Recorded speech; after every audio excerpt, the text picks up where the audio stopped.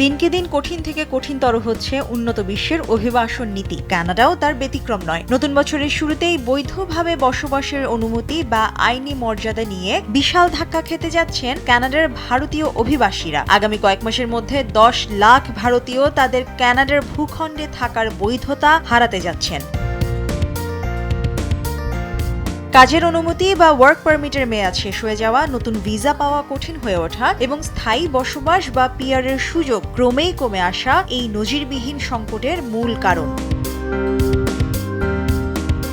Mississauga ভিত্তিক অভিবাসন বিশেষজ্ঞ কানওয়ার সিরাহ কানাডার অভিবাসন দপ্তর IRCCর তথ্যের উদ্ধৃতি দিয়ে জানিয়েছেন, 2025 সালের শেষ নাগাদ প্রায় 10,53,000 ওয়ার্ক পারমিটের মেয়াদ শেষ। চলতি বছর আরও 9,27,000 পারমিটের মেয়াদ শেষ হওয়ার কথা রয়েছে। বিশেষজ্ঞদের আশঙ্কা, 2026 সালের মাঝামাঝি নাগাদ কানাডায় প্রায় 20 লাখ মানুষের কাছে কোনো নথিপত্র বা ডকুমেন্টস থাকবে না, যাদের প্রায় অর্ধেকই ভারতীয় নাগরিক।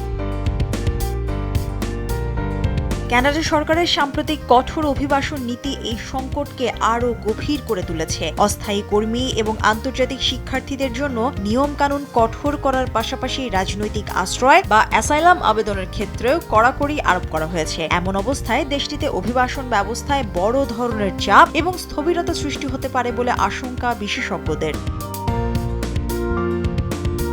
এরই মধ্যে এই পরিস্থিতির সামাজিক প্রভাব স্পষ্ট হতে শুরু করেছে। টরন্টো এলাকা, বিশেষ করে ব্র্যাম্পটন এবং ক্যালেডনের বনাঞ্চলে অস্থায়ী তাঁবু খাটিয়ে ডকুমেন্টস ছাড়া অভিবাসীদের বসবাস করতে দেখা যাচ্ছে। স্থানীয় সাংবাদিকদের মতে, আইনি মর্যাদা হারানো বহু ভারতীয় নাগরিক এখন নামমাত্র মজুরিতে নগদ টাকায় কাজ করতে বাধ্য হচ্ছেন। পাশাপাশি বৈধতার আশায় ভুয়া বিয়ে সহ নানান রকমের অনৈতিক কর্মকাণ্ডে জড়িত চক্র সক্রিয় হয়ে উঠেছে বলেও অভিযোগ রয়েছে। এই মানবিক এবং আইনি সংকটের প্রতিবাদে সরব হয়ে উঠেছে বিভিন্ন অধিকার রক্ষার সংগঠন। নওজওয়ান সাপোর্ট নেটওয়ার্ক সহ একাধিক কর্মীবান্ধব সংগঠন জানুয়ারি মাস থেকে বড় পরিসরের বিক্ষোভ কর্মসূচির ঘোষণা দিয়েছে। Mushrifa Nujat, news desk.